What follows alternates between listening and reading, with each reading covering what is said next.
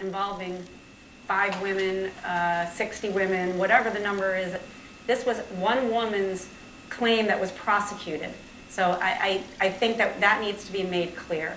And also, I would point out that these are constitutional safeguards. This isn't just a matter of technicalities, or we are talking about major constitutional principles on which our criminal justice system rests. And that's why the remedy was a strong one. So apart from that, I agree that the Pennsylvania Supreme Court wasn't speaking to the guilt or innocence as to Ms. Constant's claims, but it was a single person's claims that were brought in that trial. I'll deal with that in 1 second. But in terms of the procedural issue, take us back. Obviously, you knew this was an opportunity when you were heading into the retrial, and that this criminal prosecution was taking place after one wasn't supposed to happen at all. Was that argued at the time, and why was the prosecution allowed to go forward at the time? Oh, sure, it was argued, only the media wasn't reporting on it. Nobody was interested in hearing that there had been an agreement, and a lot of this energy, this angry energy, should really be directed at the prosecutors, because this is a case about prosecutorial misconduct. You may take issue with Mr. Castor for having made the agreement in the first place, and you should also take issue with the prosecutors who refused to honor that agreement. So that is what the story is here. But yes, it was raised. It was raised before the first trial. It was litigated, and Mr. Cosby and his team vigorously fought that and stated he should never have been prosecuted on account of this agreement. You say you want to be clear that this is just about Andrea Constant.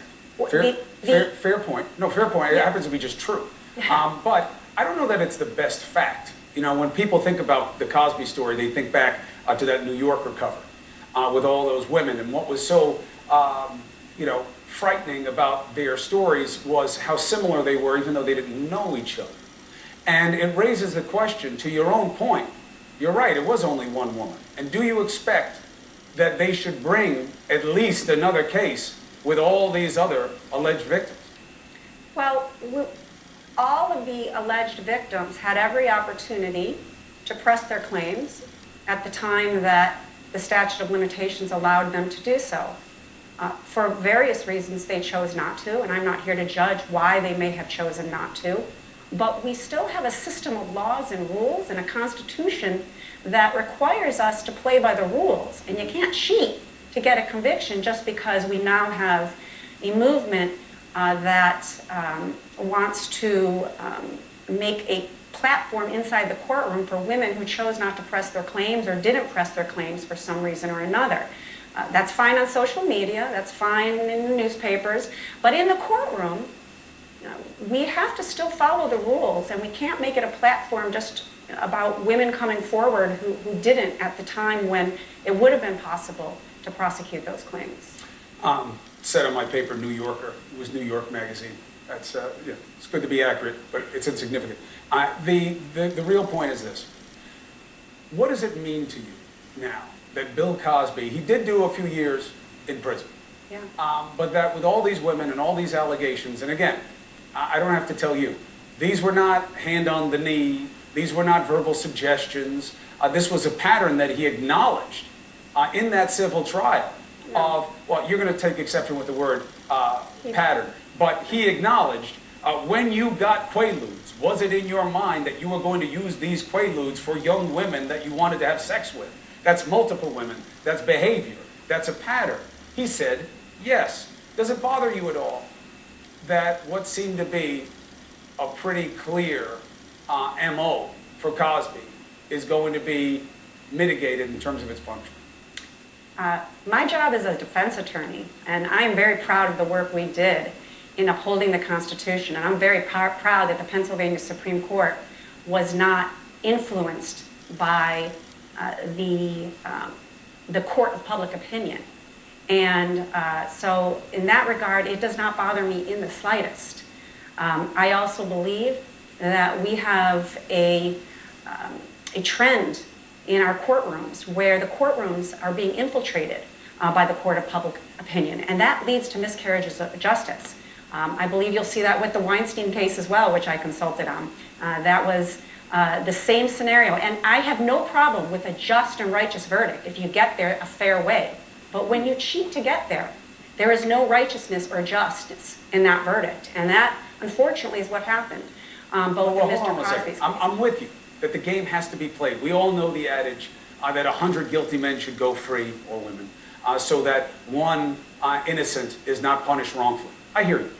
But let's not fake the funk here either. You had a jury hear testimony from Constant and other women, and they convicted.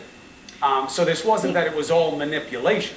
Well, this was a real jury that got to hear it and found him guilty. You also had a jury that heard evidence they shouldn't have heard, both in the form of this deposition that was obtained illegally, and you also had a jury that heard evidence from, frankly, other other accusers it never should have heard, because we don't live in a world where we try people's character, we try crimes.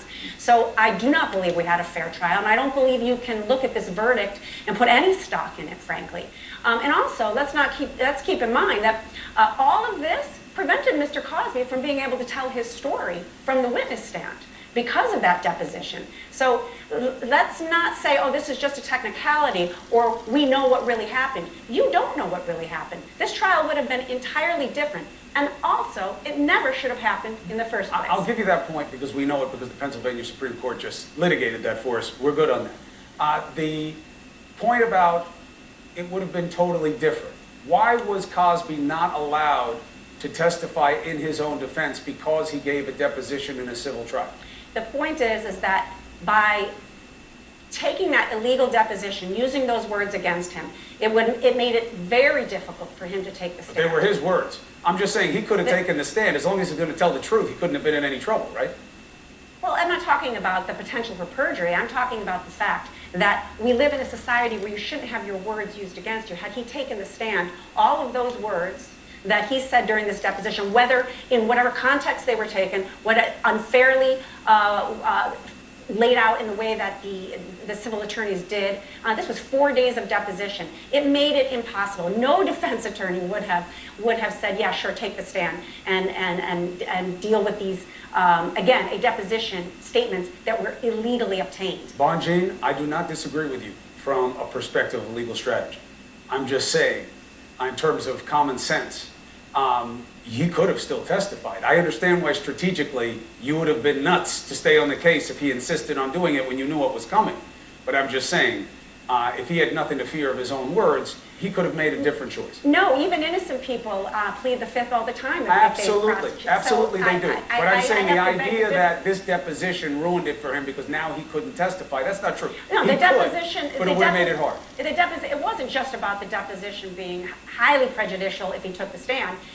The words that you yourself just quoted came into evidence that were obtained illegally. So if someone is physically coerced into making a statement, we recognize, oh, well, that's unfair, we can't use that statement. But this is no different in some ways because someone was tricked. Coerced confession is where somebody's made to say something they don't believe. Not always. Some people are coerced into saying the truth, I guess. But you're talking about statements that were induced involuntarily, in a sense, by making promises Absolutely. That they did not live up to. Absolutely. And you talked earlier in this first segment. What does that mean for these prosecutions where the government needs to rely on these cooperators? Absolutely. Well, if you can't trust the Can't government, trust them. do you think Weiselberg or any of these cooperators will come forward with these prosecutions and help the government? If you can't trust them. If you can't trust them? Nope. I don't think so. Me either. So, that's why you got to play the game the right way. And they screwed this up, and that's what the Pennsylvania Supreme Court just said, and they can appeal it. We'll see if they can change the outcome at the next level, if they have any way to do that. But they can't retry it, not for Andrea Constant, not after what the Pennsylvania Supreme Court just said, not after you on the procedure. It was just the particulars of what this was about and what it isn't about. I mean, I understand. I appreciate you making the case. You didn't have to. Thank you for taking the opportunity. It's helpful to the audience. Thank you. Be well. You too. All right, now look, this is stunning. And not if you are a legal scholar, okay? Not if you have been following it from a procedural perspective. Smart people had real questions early on. How do I know? Because I read Michael Smirkani, okay? He had concerns years ago based on what you just heard coming operations. Is that part of your mission too? Search and rescue, of course, and recovery? You know, oftentimes what will happen with illegal immigrants is they'll get lost and they do have cell phones and they'll just call 911 and say, I'm here and I'm lost, I don't know where I'm at. And with the technology now, we can ping where, individuals. And I think what they showed were the limits of U.S. power and a hubristic notion of what the United States could do in the ways that it thought it could reshape the world. That is the legacy of that time. Rumsfeld was a key actor. Journalist and author Ron Suskind, who has done more than perhaps anyone to illuminate the truth behind that very difficult period in American history. Price of Loyalty, 1% Doctrine, Way of the World, all seminal texts about that dark period and some of the driving characters in it. Ron, thank you for joining us tonight. I appreciate you being here, sir. Great to be here, Rachel. All right. Coming up next, we have had confirmed tonight now by NBC News as well as the Washington Post that a grand jury has indicted the Trump Organization and its CFO. We've got more on that ahead. Stay with us.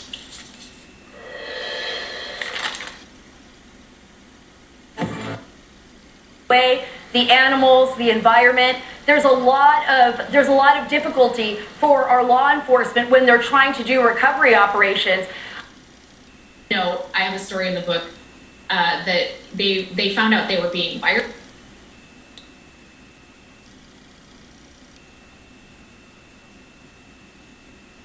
About Skyrizzi.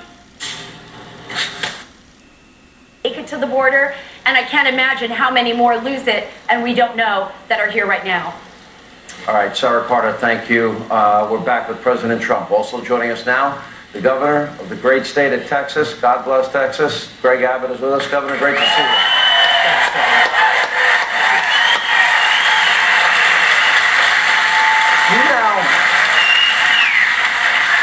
You've been very generous with your time coming on the show often, and you have pointed out that you couldn't even send in your child protective services to do their job and check on kids. You know about ranchers finding dead bodies on their ranches. We know about the perilous journey. But the government won't even allow you to enforce the laws that they refuse to enforce. Now you're left with what, building your own fence? Exactly. He's not president? We in Texas have been left to our own devices to fend for ourselves. It's like we're some outpost somewhere along some territory that the federal government doesn't care about anymore. It's not like it was with President Trump. He cared about Texas. He stepped up to Texas. He built a wall in Texas. What I'm having a hard time, and I'm sure everybody here is having a hard time with, we are supposed to be a nation of laws. If President Trump, if he jaywalked, they'd want to impeach him, right? Let's be honest. But here, Joe Biden and Kamala Harris are picking and choosing not to enforce the laws of the land. And you don't have the authority as a governor to enforce it for them, so now you're what? With Denton. Yours. Celebrate the 4th in America, live July 4th at 7 on CNN. Closed captioning brought to you by Mesobook.com. We offer a free book on mesothelioma. Guard, Daily Gut Health Guard, available at Walmart and other. So, what Texas is doing, because I declared a disaster, the penalties have increased for anybody trespassing, anybody who vandalizes anything, and they're going to go to jail. We are working with sheriffs, many of these men and women in the white hats behind me. I want to be very clear here. So, Sean, real quick. Yeah. So what I've been working for the last several weeks with these sheriffs on, we're going to start arresting people, putting people behind bars, sentenced to prison. Listen. A federal judge said, I'm paraphrasing, if Bill Cosby is going to be out there on his soapbox speaking about moral virtue, then it's fair for this deposition to be used against him. From a legal standpoint, is a powerful force. Why don't we create a program to help out In your home with movies on. In School of Finance and graduated #1 in their class, but they never did that. But they would have graduated #1. They're very, very tough and smart. And Yes! Yes! We had it largely stopped, and in 2 months, 3 months, they ended. And the facts of it were done. No. Kind of normal. Former President Trump's personal lawyer, Rudy Giuliani, had his license to practice law suspended in New York this summer.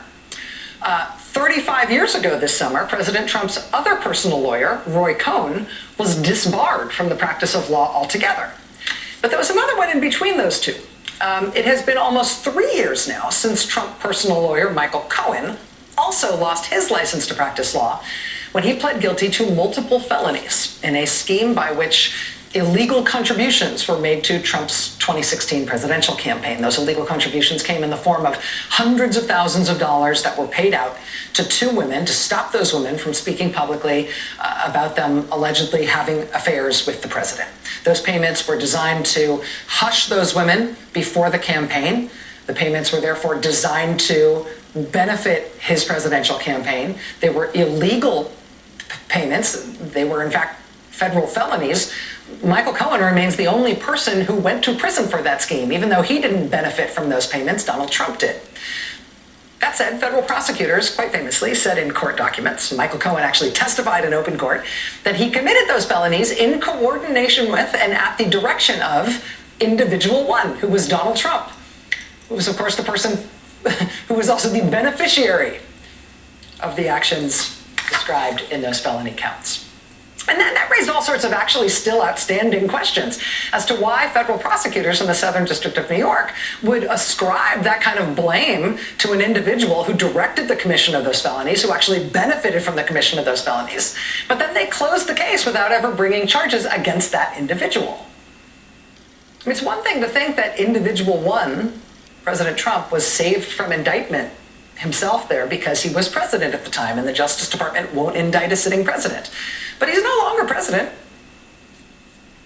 Nevertheless, that SDNY case was closed. In addition to individual one, though, there was also executive one described by prosecutors. Executive one, a top executive at the Trump Organization, who prosecutors said disguised the reimbursements to Cohen for those hush money payments, disguised them as legal expenses on the Trump Organization's books. Executive one is the Trump Organization's chief financial officer, Alan Weisselberg. Prosecutors described his key role in covering up the commission of that felony by falsifying the books of that New York business. Now, the reason Weisselberg was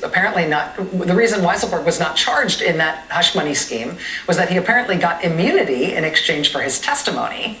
But again, the testimony in that case was only used to lock up Michael Cohen, and individual one and executive one both got away.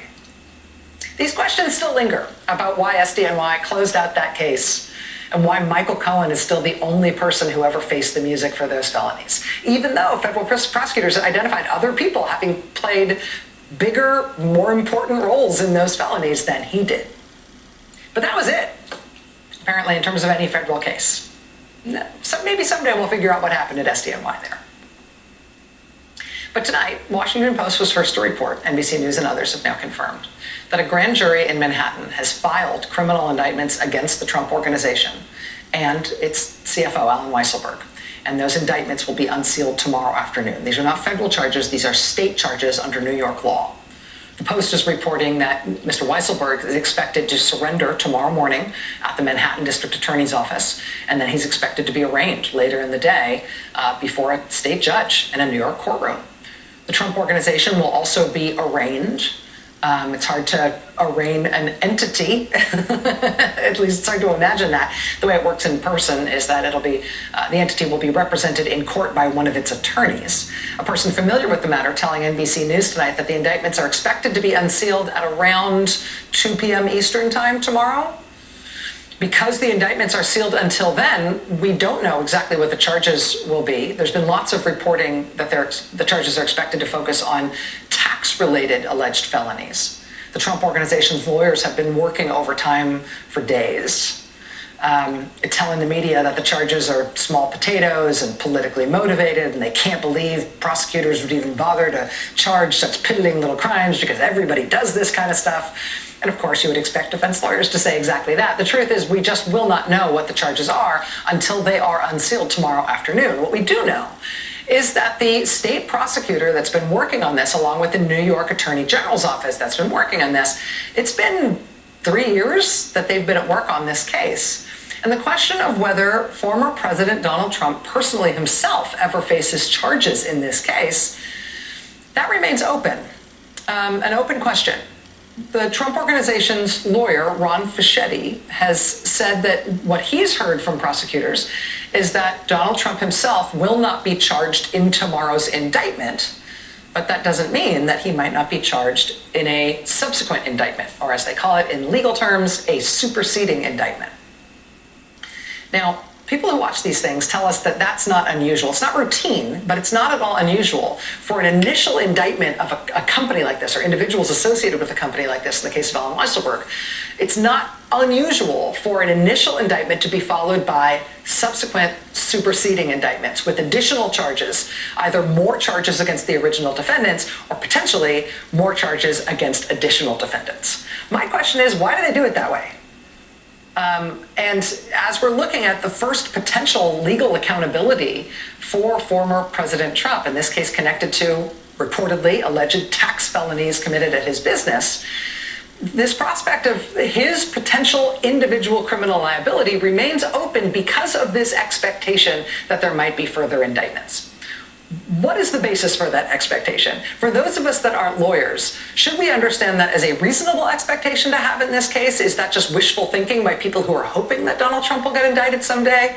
How should we understand this in proper context? I have answers for you ahead. Hold that thought. Charlie's my little sidekick. U.S. taxpayers. So it's a very fair question, and I know you know that answer probably as well as everybody in this room. It's incalculable how bad this is, where you have not hundreds of thousands, but millions of people storming into our country. Some of them, as we discussed, are from prisons, and they're bad, and they're murderers, and all of the things that I said before.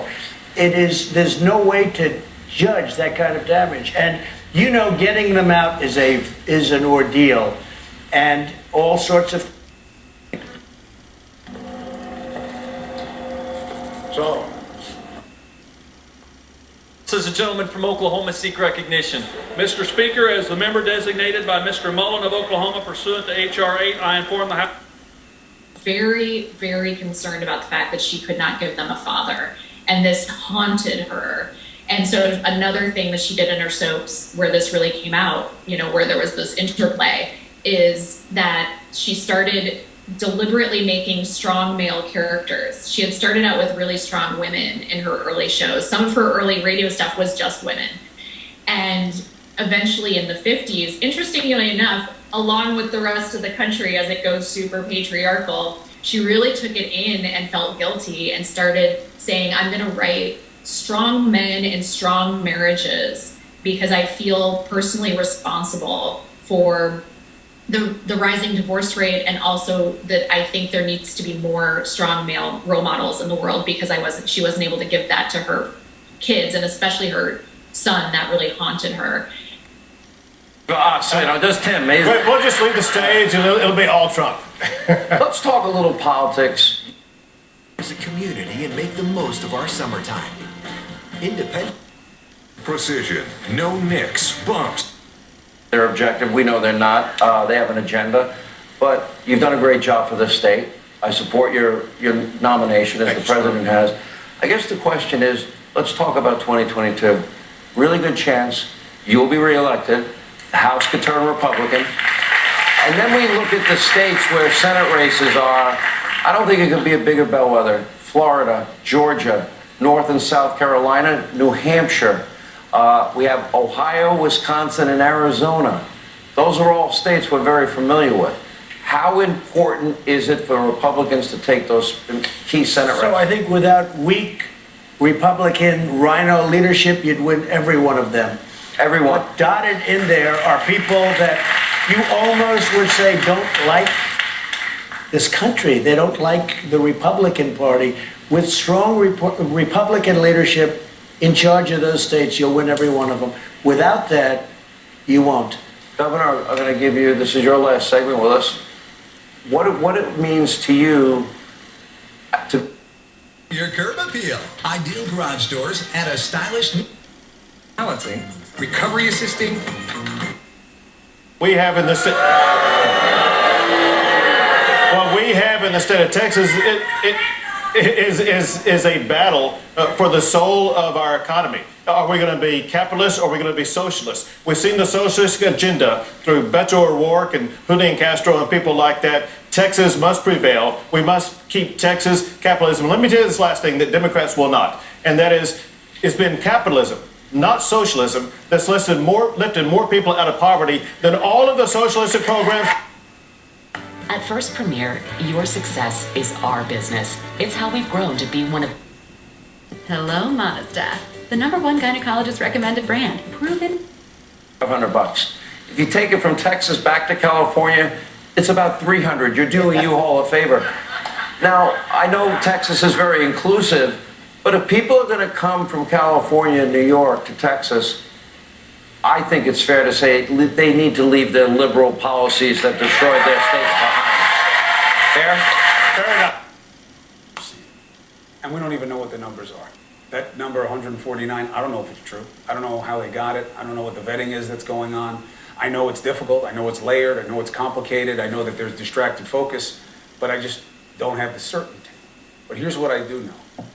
You made it out of that building, you are lucky to the point of the miraculous. Now, we see that in the context of how many didn't get out. Crews removed the bodies of 2 children from the rubble, 4 and 10 years old. Now, no matter how many people there are there, God forbid they don't find anybody else who's alive, which, of course, gets more and more realistic every hour. But the idea of who they will find, the old and loved grandparents, the parents, the people in their prime, the kids, the teens, the pets, there are lives buried beneath. 18 now confirmed dead. A number that we're not really sure about, but it's maybe 145, more, less, we don't know, but it's a lot. So people are looking and thinking, how did this happen? What do we do? How do we stop it from ever happening? How do we give families some sense of closure? Now take a look at this one, new video, showing debris and water gushing into the building's garage moments before it collapsed. I don't know if you can see it from this, but that's what's going on. See the pipe? See it's pouring? It's not a storm drain as far as we know. Why would you have a drain in the middle of the garage? So there was a problem.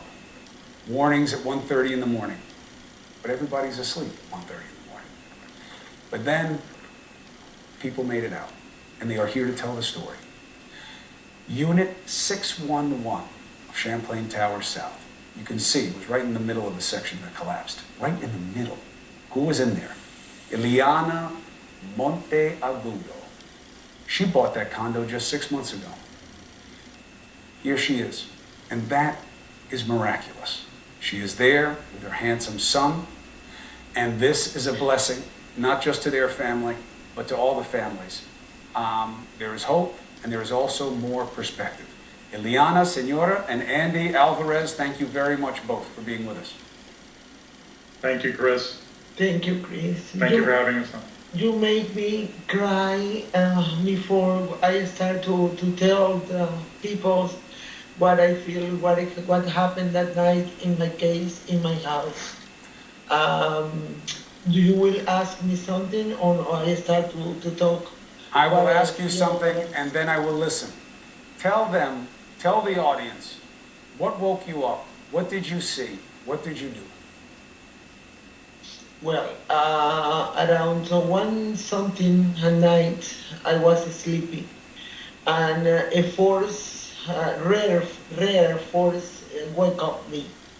And when I woke up, I feel something strange around me, and I thought that maybe I leave open the balcony door, and I run to the living room, try to close it, but at that time, can I do it? And I hear a crack behind me.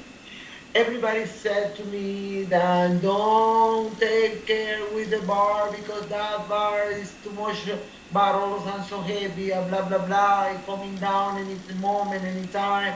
I was worried for the bar, and I look at the bar, but when I see the wall, the bar was in there, I saw a crack starting in the ceiling, coming down fast, and that black line opened it and opened it and opened it. So what did you do? In English, I don't speak English. I will try to do my best. Pardon me? So what did you do? How did you get out? What I do, something inside of me said, run. You have to run to save your life. I run to my bedroom. I change my robe for any casual. The first dress that I see, I put it on, and the sandals, and run to the living room, and took my purse. Then last night, the other night, also a few hours ago, I was putting in there all my credit cards and my bills. That's it. I run to there, took my purse in my hands, my cellular phone. I blow out the candle for the Guadalupe Virgin. No, I don't have it right now. The Lady of Guadalupe. To the Guadalupe, la Virgen de Guadalupe. Yes, excuse me because you made me cry. You made me cry. You light candles to the Lady of Guadalupe, just so people understand. In Catholicism, especially within Latino culture, that is a way, an icon of seeing Mother Mary as someone who protects us against bad things. And you had the candle lit at 1:30 in the morning. Yes, yes, of course. And I drove off thinking if something happened, fire or whatever can happen. Close the door, and I run to the elevator. I don't know where the exit stairs was. I don't know because I don't, So you took the elevator down? Pardon me? You took the elevator down. Did you see anybody else, and what was happening around you? No. All the hall is completely silent. No alarm start to sound. Nothing. That building, a lot of people take it like a summer house. So it was quiet. Now it's summer, and they are in the different states. So did you take the elevator, or did you go down the stairs? Yes, and the elevator, but farther than my apartment, I didn't know that beside my apartment was another exit elevator. If I knew that, stairs, I'm sorry. Stairs. If I knew that, maybe I would take it that one, and I can tell the story. Well, either way, now. you got to the bottom. Thank God. What happened when you got down? I went to the fathers. I run. When I opened the door beside the elevator, I don't know what happened in there. If it's something else, an apartment or whatever, I don't know. In that moment, I opened the door, and I finally found or whatever the stairs. I started to go down fast. And then you found the stairs, and then you got down. What was it like when you reached the bottom? Well, when she started going down the stairs, Chris, from the 6th floor to the 4th floor, the building collapsed. She could hear it behind the walls of the stairs. I feel a terrible sound, and I knew that the building collapsed. So while she's going down the stairs, the other part of the tower falls off, and she's obviously in the part that is standing, having left the other side. Exactly. Her apartment collapsed just seconds after she exited the apartment. And what she was telling you before, Chris, was if she would have gone the emergency staircase that was closest to her apartment, she wouldn't be telling you the story. She got the wrong staircase. So first, Andy, I don't want to leave you out of this. Thank you for clarifying it. By the way, Senora, your description is perfect. It's completely understandable. It's just unbelievable in my heart but your words make perfect sense. Everybody understands, so thank you. Andy, what does it mean to you that your mother is still holding your arm next to you after a situation like this? Can you believe it? Chris, I honestly, I can't believe it. I still can't believe it. She's told this story a million times, and every time I hear the story, I don't believe it. You know, I've heard it so many times, and it's gone through my head so many times, and I think to myself, I go, if my mother hadn't, she had to wake up early the next morning. She didn't take her sleeping pill because she was afraid she was going to oversleep. If it wasn't for that open door, because the door unhinged from its railing system, because we believe the building had shifted. So if it wasn't for that wind, maybe she wouldn't have gone to the living room. If she hadn't seen that crack, if that crack would have been done maybe minutes before, she would have looked at it and said, what's a crack doing in my living room? She saw it moving down her wall. If she hadn't organized her purse the night before, if she hadn't seen the security guard, now she's going to probably tell you the part when she exited the emergency staircase, but if she had knocked on the door on her neighbor, Hilda, the older woman, the 92-year-old lady that they found her body today, unfortunately, our heart goes out to her family. If she would have knocked on her door, she's hard of hearing, it would have taken her maybe a while for her to just go wake up and go answer the door. If she would have done that, she wouldn't have been here telling the story either. You know, so many things happen in a way that if any of those one things would have gone the other way, my mother would not be here. Chris, point is, a miracle happened within all this tragedy. God exists and angels too. Because when I was running down the stairs, the only thing that I said, oh my God, oh Jehovah, please, I want to see my sons, I want to see my grandsons, I don't want to die. Please let me, because I was afraid in the first floor, maybe the exit door to the street level was stuck with the debris. And I can open it. And I will, you know, keep trapped in the stairs. There's many errors and many things playing together for me to be alive at this time. And that is a miracle. It's no doubted, because I was the only one that all the whole part of the building collapsed.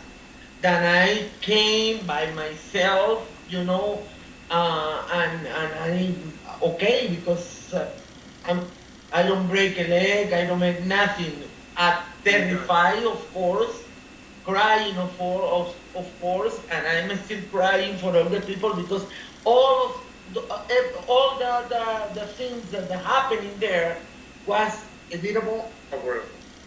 Why? Because let me ask Andy, Ileana, let me ask him why. I've heard you say this before when I was reading for this, that your mother believes it was avoidable, Andy, that this was foreseeable. Did she have concerns about the building, or is it about what you guys have been learning since? Chris, she's wanted to live in that building ever since she moved to Miami 40 years ago. She would go to the beach on 88th Street for years.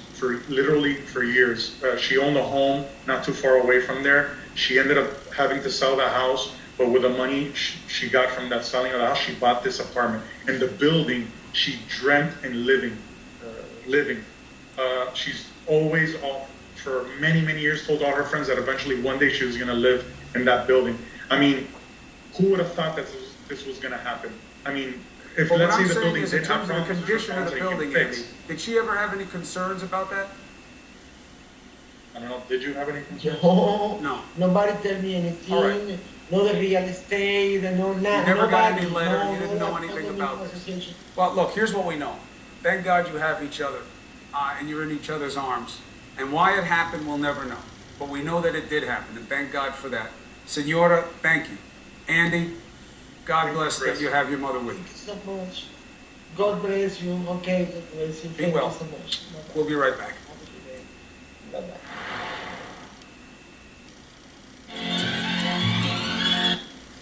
in a worst-case scenario, if Justice Breyer should step down after the Senate is retaken by the Republicans, nobody believes that President Biden will be allowed by the Republicans to put his own nominee on the court. Justice Breyer has given no hints that he is going. From the outside, we can objectively observe that he has authored a few of the court's bigger decisions in the past few weeks. Maybe that's sort of a last hurrah, we don't know. History says, though, if he's going to go, if he's going to make that announcement, it will be soon. 10 of the past 11 justices to retire from the court either announced their retirement or timed their retirement for the end of the term. Again, the end of the term is tomorrow, big day tomorrow, potentially gigantic news day tomorrow. Watch this space. No odor, no burning, and backed by a 100% money-back guarantee.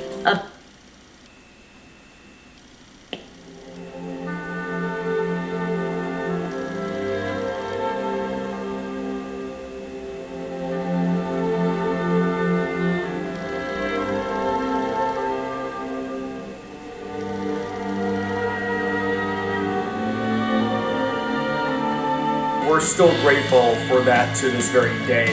And it's been amazing getting to work with you the past 2.5 years. And I know you're going to do amazing things down in Lincoln, and all of us here at Dakota News Now are going to miss you dearly. Kelsey, I really enjoyed working with you these past 3.5 years, and I just wanted to thank you so much for everything that you've taught me. You've really helped me to grow as a reporter, so I really appreciate it. And I'm really going to miss you, but I'm excited to see what you do on your next adventure. Good luck. Hey Kelsey, I can't believe you're leaving us. You've helped me so much over the last 6 months. I know you're going to do great over in Nebraska. Don't forget us though. Well, hey Kelsey, it's Pep here. I just want to congratulate you on your new job in Lincoln. I'm also going to insert some footage right now of my favorite clip that we have together.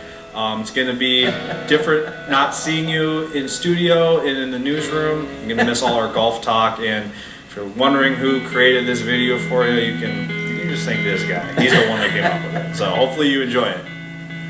Well, Kelsey, I wish you the best of luck. You know that. We've had a great time working together on the set, played a lot of golf, but nothing's going to come close in terms of memories for me than those days we spent together at the Symetric Tour when I was your caddy.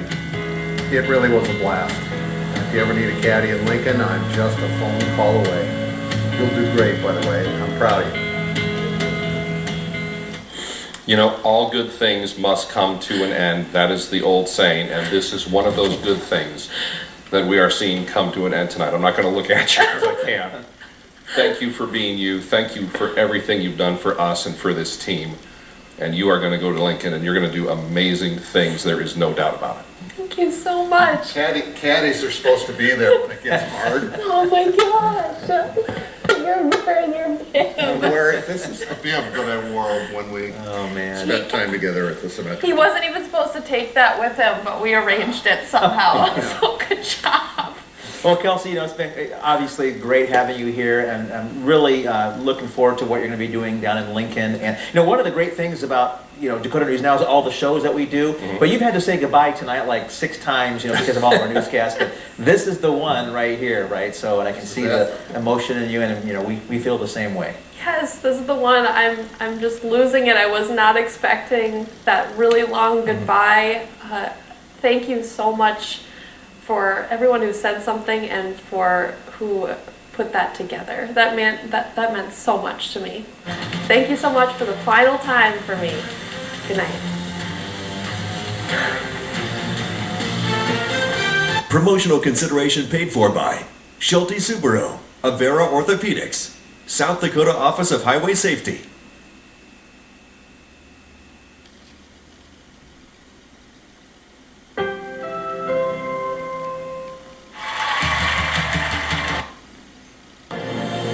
Travel the river of Lewis and Clark. I can start doing bad girl stuff. No, I hear you. I remember. In the house of democracy in the country in which I was born. Congresswoman Jackie Spear of California, who famously was left for dead on the tarmac at what later became the Jonestown Massacre in Guyana. Eugene, not only did the Republicans who voted the other way hear those remarks, perhaps look her in the eye, surrounding them in the gallery, the same gallery that was evacuated on 1/6, were members of Metropolitan PD and Capitol Police who were there that day to protect the lives in that chamber. That's a lot to ask for, to vote against all of that. And yet Republicans did. Republicans have heard the stories told by those police officers. They've heard how they were beaten within inches of their lives, many of them seriously injured, suffering PTSD from what was really an unprecedented, awful, world-changing event. January 6th was a very, very big deal. And Republicans want to pretend that either it didn't happen or it was just some sort of minor blip and it all can be put behind us without even bothering to find out what exactly it was, how it was organized, how it was financed, and exactly what happened. That's appalling. As Matt said, that is the fault of the Republican Party, not of Donald Trump, who is not in office now. And Democrats have to deal with that. And so they have to proceed with a select committee that will investigate to the best of its powers. And that's what we're left with. It shouldn't be this way, but, you know, that this is where we are. So, Matt, I have an impossible task for you. In all of 60 seconds, what concerns you most about these immediate months ahead of us? What concerns me most is that it's going to get worse than what happened on January 6th. Because we have people that have been pushed and instigated and lied to and believe some crazy stuff. And there's 300 million guns in America that we have spread across the country. And that really concerns me. I think we can get through this. But I think it's going to take a series of devastating losses on the Republicans' part. But in the immediate, I'm concerned that January 6th was just a preliminary event for worse things that could happen and more loss of life in the course of this. And it's a very, very scary thing. We've asked both of these gentlemen to stay with us as we get in a break. Coming up today, it was Texas. He will head to Florida this weekend. It's a lot, but that's the life of the former president these days.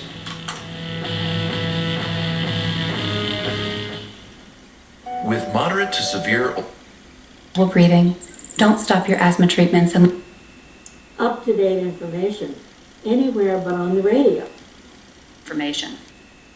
The Department of Justice believes that prior notice and negotiation is impossible. The triple adjustability allowed us to live the life that we're living today. And so for me, it's understanding, okay, my niece, my nephew, my future kids, what kind of environment, what kind of society will they be growing up in, and how can I contribute to that? And that's kind of the evolution of it. You've been in the news recently because you shared that during a game you're currently playing with the G League, and that somebody called you what is clearly intended as a slur. Somebody yelled, coronavirus at you. Or maybe they said this under their breath in a way. Tell us how you chose to deal with this. First of all, you did disclose this to the league, but you haven't disclosed the name of the person who said this to you. Tell us a little bit more about how you chose to deal with this and why. At first I wrestled a lot with whether to say anything about it or not, and kind of sat on it for a week or so and kind of chatted with my family and my friends, and we decided to talk about it in relation to everything else that has been going on. And again, to me, it's not about what I experienced, because that is, nothing compared to what we're seeing right now. We see people getting spit on, people getting robbed, people getting assaulted. We see people getting killed, burned, stabbed. I mean, we're seeing all of that all the time.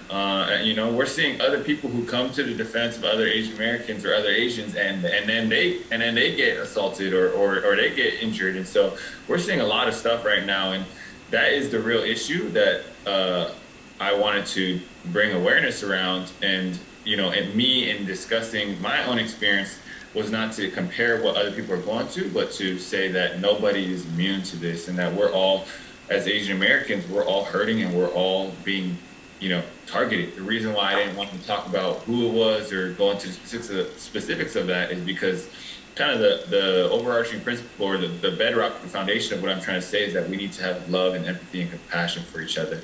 And if, you know, if I come out and try to take somebody down or burn somebody or get quote unquote justice or what I feel like is right, and by hurting somebody else, I don't think that builds on what I'm trying to do. I think that's a hypocritical message. And so, you know, for me, it's really about, hey, how can we educate more people about what's going on, and then how we can change to be better, and how we can stop this violence. And that's really the heart of what I'm trying to say. I do have to. If we could hold on to that and make online learning even better. No, what idiot decided to make the federal government do testing? And Alex Azar was like, do you mean Jared? It was Jared. Poor Jared. She said a bunch of stuff, probably, but no one's talking about that. So let's work them out. Yes. I think I'm... Treat like it's I live with my grand.